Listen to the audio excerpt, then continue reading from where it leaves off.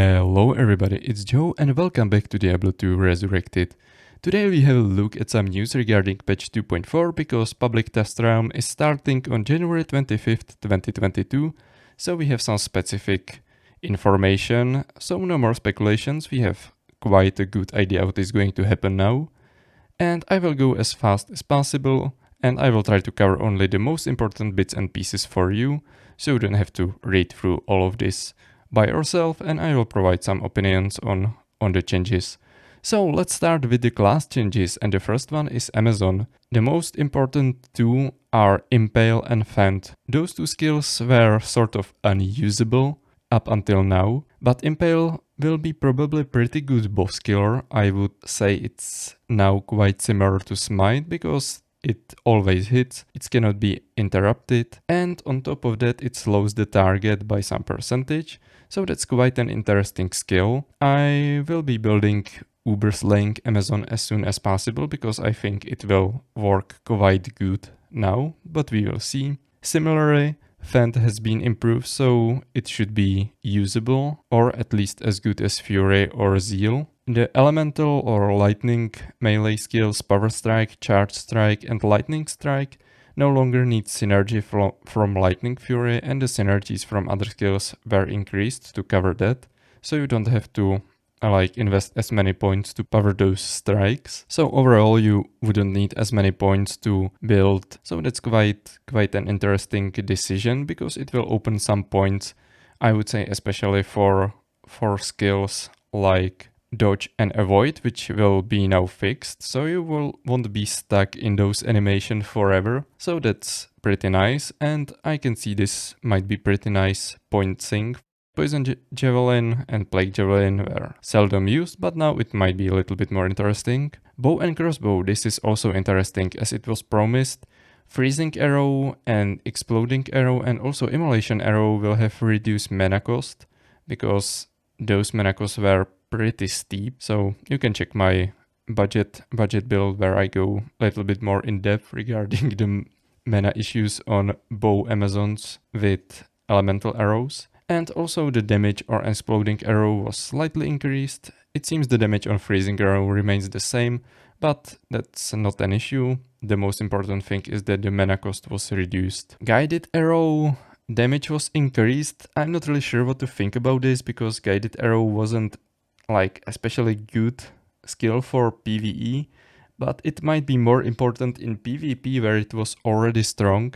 So I'm not really sure what they were doing there. That might rattle some cages in PvP. Regarding Strafe, that is quite interesting because there was a damage penalty and no attack rating bonus on the skill, and now it will have no damage penalty and it also provides pretty nice chunk of attack rating. So Strafe will be pretty strong option, I would say. Assassin. There are quite a few changes. If you check the Dragon Talent from Martial Arts on Assassin, it says that now always hits the target only if the Assassin has any Martial Arts charges. So the thing with Dragon Talon or kicks was that you could still miss if you had like low attack rating, but it couldn't be blocked. So this is removed now, and the only way to get this back is to actually use some skills which build up charges. So that's quite an interesting change. It might be sort of nerf to basic kicks in, which doesn't use any charging up skills. It only uses Dragon Talon. Like, I can understand this type of change, but I'm not really sure whether I'm happy to see it. On the other hand, things like Cobra Strike, Tiger Strike, Claws of Thunder, there were some improvements, but I'm not really sure whether these are worth using anyway. The thing that you don't consume all the charges with the finishing moves is quite nice. It will improve the gameplay if you are doing this charge up and finishing move style of play. That might be interesting, but I'm not sure yet whether this is something you would like to play, whether it will be effective with these changes. I feel like they would have to change a little bit more to make it interesting. So in the end, I think this might be actually a nerf for Assassin in this way. So we will see. There were some changes regarding the synergies. So basically, you no longer need to build up your death sentry to gain synergies for your lightning traps.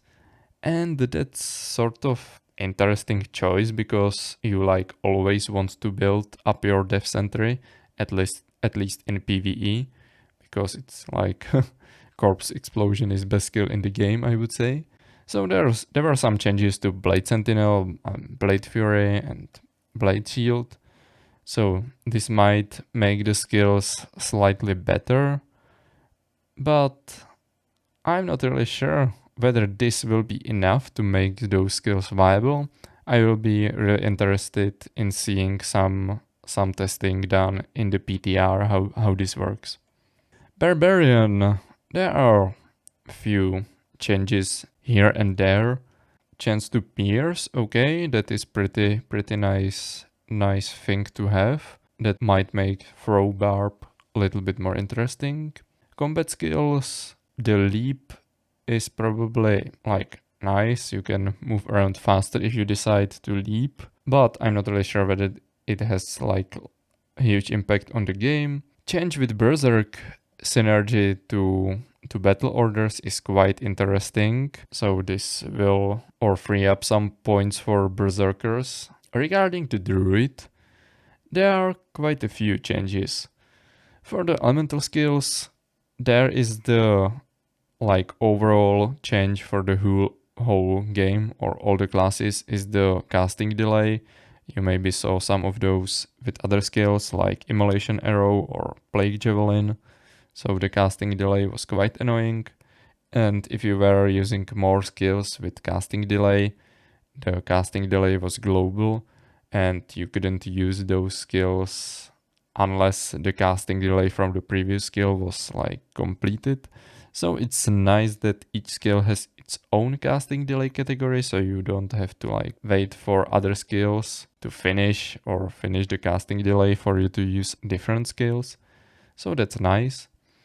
I can see some increased damage slightly, but the question is whether this is enough. Like the casting delay is a nice change, so if you can like check more projectiles in shorter period of time, that's really helpful. It will increase your damage over time, and there is some slight like synergy damage increase, but I'm not really sure whether this is enough to make the skills viable, especially in Hell. Like in Armageddon, you can see the Volcano synergy change to increase physical damage instead of fire damage. So that means the portion of the physical damage will be larger. And it was also significantly increased. Okay, that is good. So that means this might be actually more viable late game. I would love to see some testing done with Armageddon in Hell. Cyclone armor can be now cast in Werewolf and Werber form. That is great change, quality of life improvement for many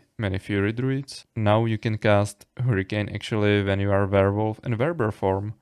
Yeah, that might be actually interesting to build some hybrid of Elemental and Fury Druid. I saw a few done with Armageddon and Fire Claws, but now having something like Hurricane and Cyclone Armor as your like Elemental skills and complement it with your Fury skills, so you would have some cold damage from the Hurricane and of course nice physical damage from the Fury tree.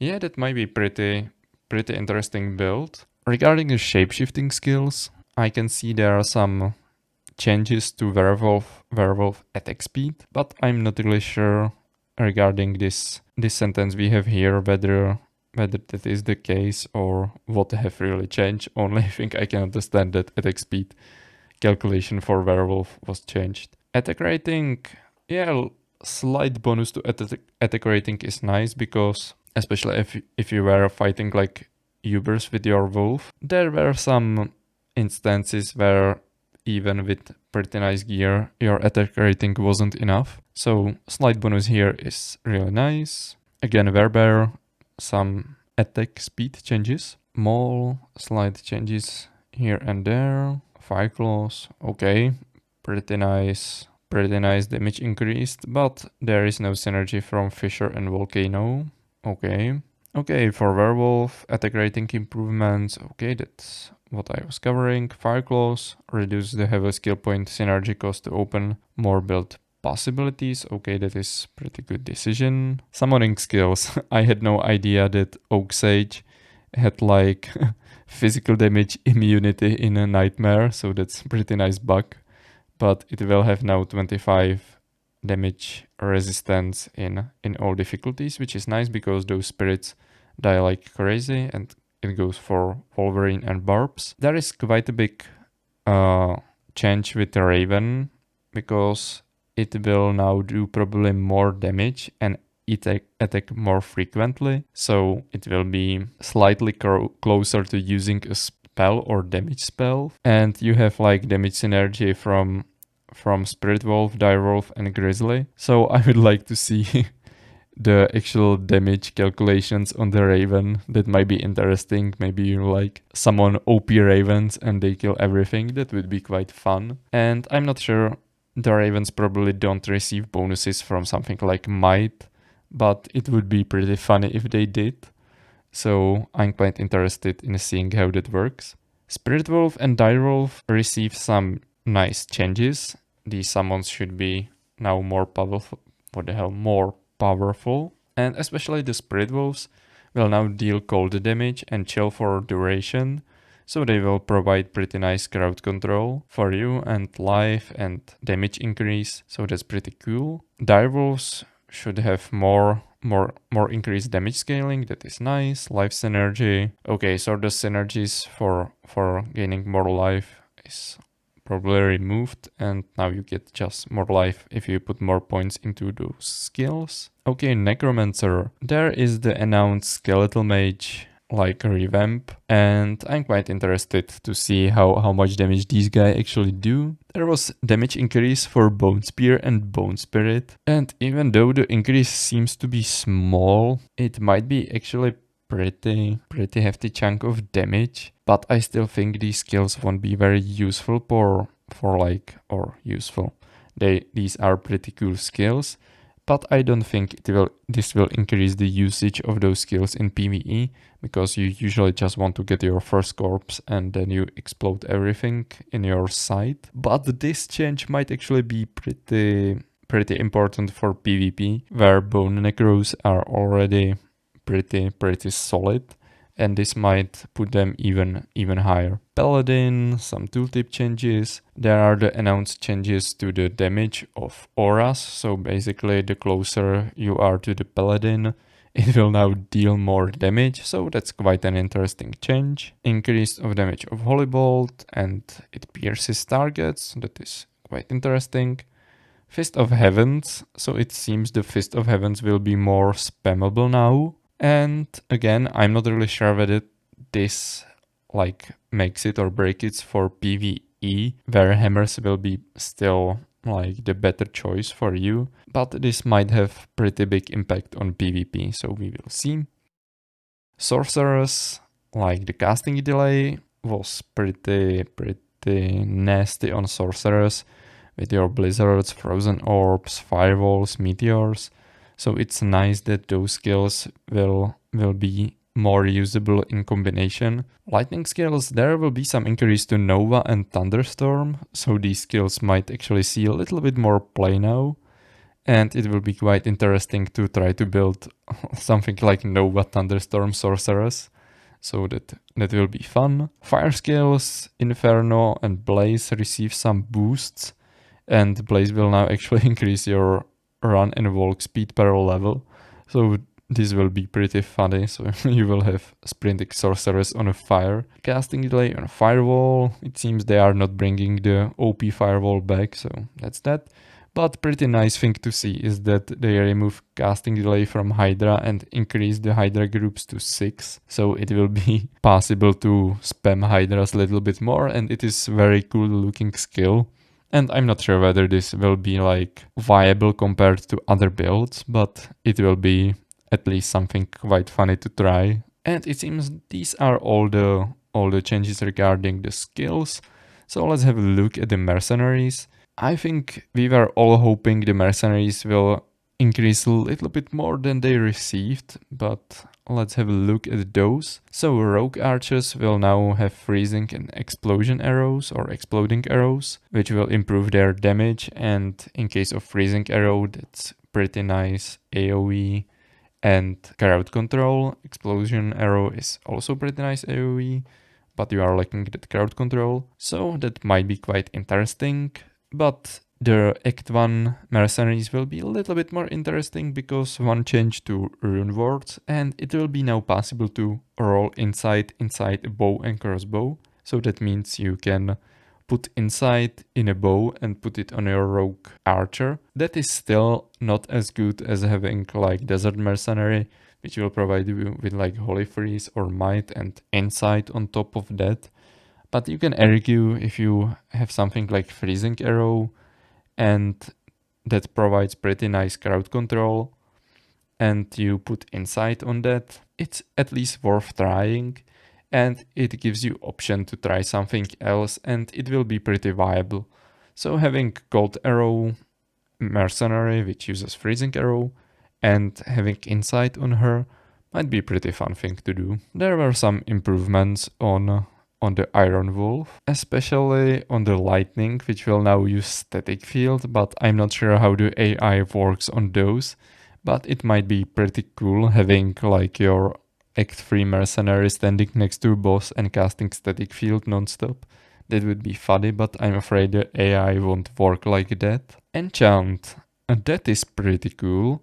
So you can now have your Fire Mercenary cast Enchant on you or nearby allies. That might be pretty cool, but again, that's probably something that won't beat your Act 2 Mercenary with auras, because you can have something like Demon Limb or even Staff with enchant charges, so you can provide enchant to yourself quite reliably, and you would just lose on the auras if you use Act 3 Mercenary, but then again, it's pretty funny thing to try if you are tired of Act 2 Mercenaries. Okay, Act 5 Barbarian Warriors, they have the added battle cry, which will help a little. Life and defense boost, that's pretty interesting, but then again, it's pretty hard to beat Act 2 Mercenaries with their auras, so that's that. Runewords, this is the one I have mentioned. Inside will be now possible to be used with bows and crossbows, so that's pretty cool, especially for the Act 1 Mercenaries. And the rest of the Runewords, I have started making a few videos regarding these in detail, but what am I going to say is that probably Mist and Flickering Flame are the two most interesting. So there are new Horadic Cube recipes and you can upgrade your set items, which is pretty nice option. There are some interesting set bonus changes, but those sets are still something you probably won't use very often because they are still overshadowed by some cheap Runewords you can make quite easily, and it is usually easier to find those cheap runes and build those cheap Runewords than like hunting for all of those set items. So that's that, but if you like happen to put a few pieces together, this might prove useful to you. And the last but not least, there are some area changes, and it's pretty nice thing to see. You can see quite a few zones were improved to level 85, and if you don't already know, level 85 zone means that this zone can possibly drop any item in the game, and that means it's primary target for magic finding runs. So having so many new zones open to level 85 farming is a really nice thing to see, because it was getting a little bit repetitive running the pit or the ancient tunnels for thousands of times over and over again. So now we can run another zones for thousands of times over and over again. So that's pretty nice thing to see.